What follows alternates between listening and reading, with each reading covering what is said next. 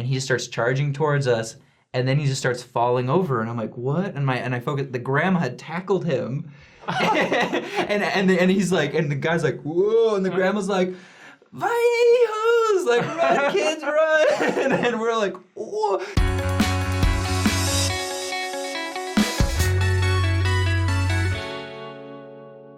Welcome, guys, to the Saints Unscripted. Today we're going to be talking about our craziest mission stories.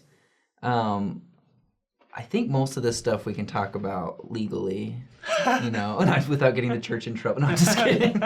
All the drugs we dealt, Oh my. You do a lot to get people baptized. Yeah. Sometimes I had one person give me drugs to then to flush down the toilet for. Oh, right. Yeah, sure.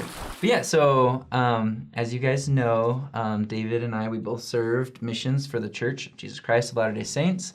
It's been a while now. I served from 2014 to 2016. Really? Well, technically December 2013 to December 2015. That's more recent than I thought. Yeah, Man, really. It was 2010 to 2012. Whoa. I guess that dates me a little You're bit. old. It's weird because I don't feel like you're that much older than me. Uh-huh. But I don't feel that much older than you either. That's weird. But you are. You've only been home for 4 years. I've only been home for 4 years is a long time. That is a long time. But so you were in Tijuana? Yeah. Mexico. So I served Tijuana, Mexico. I was Chihuahua. Right. Which is an actual place, I learned. Strangely enough, it's the largest state in Mexico, but it's also, no offense to los Chihuahuenses, a desert wasteland. It's kind of like they took most of the desert wasteland of Mexico and said, we're going to call this place Chihuahua. And that's where I went. So, is there cities? Do people... Yes, the capital is Chihuahua City. Wow.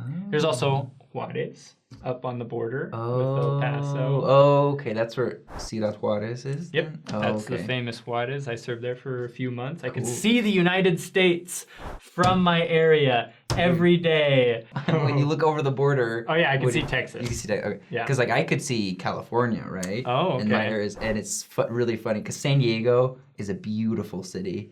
And Tijuana...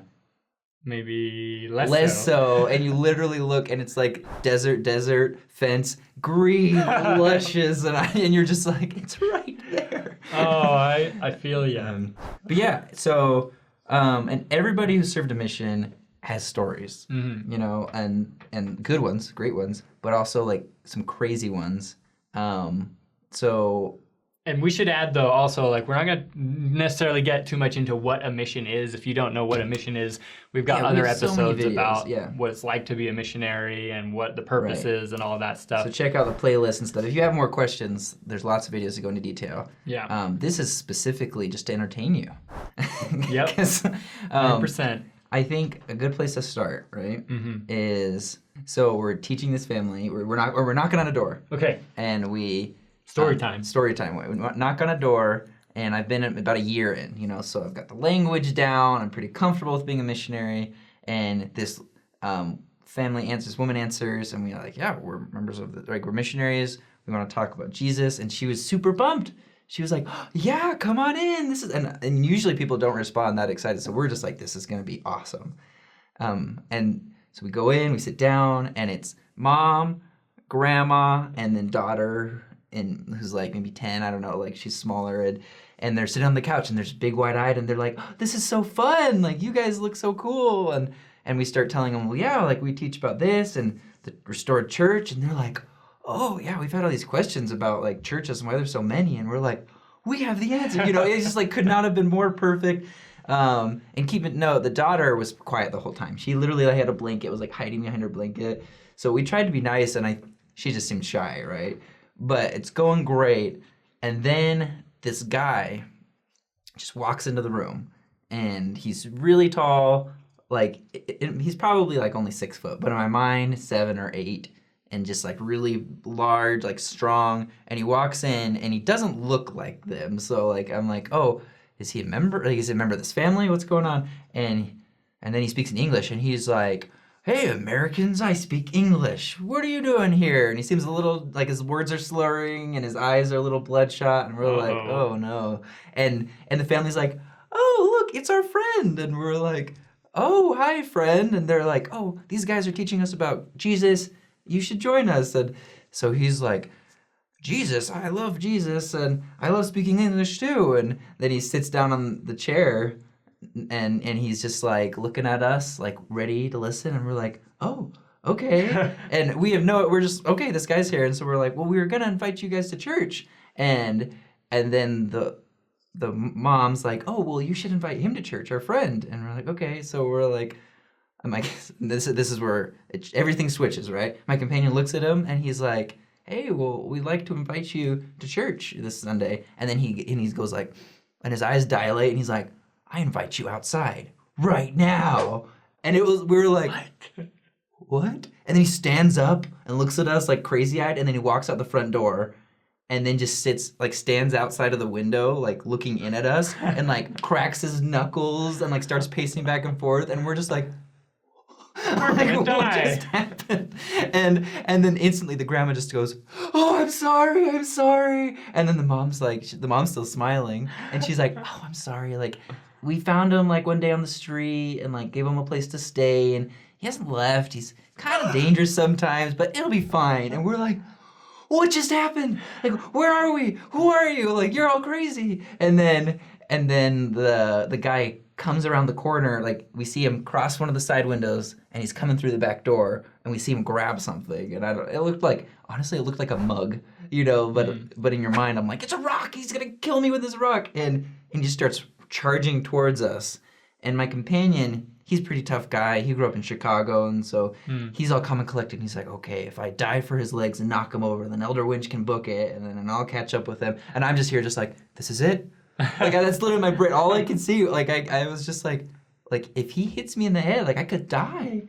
So I'm frozen, and he just starts charging towards us, and then he just starts falling over, and I'm like, "What?" And I focus. The grandma had tackled him, and he's like, and the guy's like, "Whoa!" And the grandma's like, "Vahijos!" Like, "Run, kids, run!" And we're like, "Whoa!" So we stand up, and then the little girl just runs over, opens the door, and has a big smile on her face, and she's like, "Bye." Oh And my we're like, gosh. and so we just leave, and she's like waving goodbye as we're walking away, and we're just like, "What the?" And so we speed walk home, right? And we get back and we like say a prayer and we like bless each other. And we were like, Oh my gosh. because we felt so scared, and creepy. It's jarring. Because you're just, never in my life have I been in a situation where I thought I was going to die. Get beat up, get hurt. Like, nothing like that has ever happened to me before. And so when it does, you really, you're just like, especially on a mission. Yeah, especially when you just have to like go out the next day and like meet new strangers. Yeah, you know? exactly. And luckily that nothing like that ever happened again. Yeah. Right? And odds are most people that doesn't happen on their missions. But I mean, in the end we were safe. Yeah. We saw the same guy a few more times around town, but he never remembered us or recognized us because he was probably drunk out of his he was mind. drugged or something. So it turned out great. Sadly, the family never. We saw them once again in the street, and we were like, "Hey," and they're like, "Oh yeah, like we're a little busy, sorry," And I'm like, "Okay, honestly, we're not too stressed about it." Wow, that's a good story. That's scary. Yeah. But that's on the violent end of things. There's lots of other crazy stories. Yeah, there's a wide spectrum of crazy stories. I wrote down 3, to jog my memory here, but I don't know which kind people want to hear. So I've got okay, I'm a sucker for bathroom humor. And when you serve in a foreign country, especially where the food is unfamiliar, you're gonna have crazy bathroom stories. I think a quarter of your mission is spent in the bathroom. Probably. Including like sleep, like. Yeah, sleep, it can be a very spiritual place. I won't get into that, but okay. We needed to go to the bathroom. We knocked on a guy's door to use the bathroom, and that guy ended up getting baptized. So, sometimes the Spirit, the Lord led you, uses your bowels to get you where you need to be. Literally, your bowels are trembling, and it's the Spirit just like, "In the bathroom." Knock on that door. Anyway, so I've got a bathroom story. I've got kind of a scary story and kind of a little miracle story. What would you prefer? This says La Santa Muerte. That's the scary one. I need to hear that story. Okay, that one's a quick one. So what happened was we were just knocking doors, and sometimes in Mexico or in other parts of the world, sometimes the houses are like cookie cutter houses, like they all look the same, and so you just kind of mindlessly knock and get doors slammed in your face until somebody seems, interested. Right. So we knocked on this door, and my companion was there at the door, and I had turned around, and I was just like looking off into space or whatever. Just having a moment. Because nobody had answered the door yet. Yeah. And so finally somebody answers the door, and I'm still not even looking. And I get this horrible feeling that just washes over me. I don't know. I have a bad feeling about this. And I was just like, what the heck just happened? Because there was no reason for that to happen. No visible danger or anything. It just was completely out of the blue. I was fine health-wise, like it wasn't a health thing. I don't know what it was, or I didn't know at the time, so I'm like, what in the world is going on? And I turn around, and the guy's standing there, and my companion starts talking to him, and I look past him into his house, and I see this big shrine for La Santa Muerte, which is Saint Death. It's a kind of a Catholic folk saint, not an official saint of the Catholic Church. And it's not like, from what I understand, it's not like worshiping Satan. Yeah, but it is. It's more like worship, like you're praying to like death to protect you from danger and stuff like that. So so I don't know. I don't know if it was that. I don't know what it was. That was probably part of it. But whatever he was doing in that house was not good, and just the spirit was very strongly. Like I can't say many times in my life that I've had strong spiritual impressions. Right. But this was one of them where it was just like, you need to leave right now. And that's what we did. I just told my companion, we got to get out of here because something bad's going down. I've just always heard really scary stories about the Santa Muerte, so I was very interested. I never had any, luckily. But yeah, you just never know what's behind door number 3467.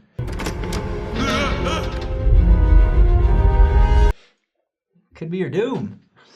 I think to finish up, it's prudent that we end talking about probably one of the most common experiences on a mission, but still the craziest you will have, and that's like what your body, the experiences with your internal organs, like one time I got this food poisoning from this pizza I ate, I'm walking and I'm like, I can barely walk, it hurts so bad, and my companion's great guy, but he was just like, let's work hard. And he's like, come on, let's go. Like, we got to get to places.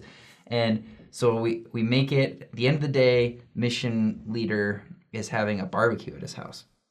And the last thing you want to smell when you have food poisoning and your stomach feels like it's going to explode is meat. Looks like meat's back on the menu, boys! Yeah. And so we get there, and then there's this barbecue, there's all these people, and there's just this food, and then the bishop comes up and he's like, hey, Elder Winch, how's it going? And just at that moment, the smell just wafted over me, and I was like, and everyone's like, oh no. And they're like, well, you want some tacos? And I was like, no, I don't want your tacos thing. Oh, these tacos. Mm-hmm.